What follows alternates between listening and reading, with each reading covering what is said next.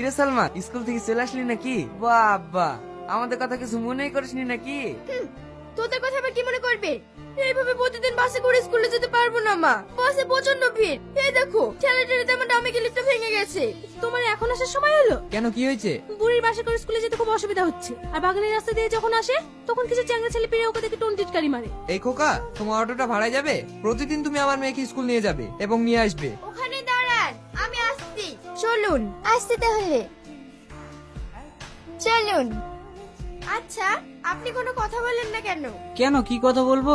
কেন আমার সাথে কথা বলতে আপনার ইচ্ছে করে না? আচ্ছা, আপনার বাড়িতে কে কে আছে? আমার বাড়িতে শুধু আমার বৃদ্ধ মা, আর কেউ নেই। তাহলে আপনাকে রান্না করে দেয় কে? আপনার মা? না না, আমি নিজে রান্না করি। আমার মা রান্না করতে পারে না। আপনি বিয়ে করে ফেললেই তো আপনাকে আর কষ্ট করে রান্না করতে হয় না। আপনার বোন নিজের হাতে রান্না করে দিত, আর আপনি আরাম করে খেতেন। আমি তো নিজের পেটের ভাতই জোগাড় করতে পারি না, তার উপরে আবার বউ। কি যে বলেন না ম্যাডাম। লাও মা, ওষুধগুলো খেয়ে লাও। এত টাকা তুই কোথায় ফেলি? আমার জন্য যত কষ্ট হয়েছে তোর, সারাদিন টোটো চালিয়ে এসে আবার নিজে রান্না করে খাওয়া। মা, ওসব নিয়ে তোমাকে চিন্তা করতে হবে না। সে ঠিক আছে, একটু দেখে শুনে যাস। এখনকার দিনকাল তো ভালো না, তোকে নিয়ে আমার খুব চিন্তা হয় রে বাবা। Shine stop, shine stop. কি হলো ম্যাডাম, কিছু বলবেন?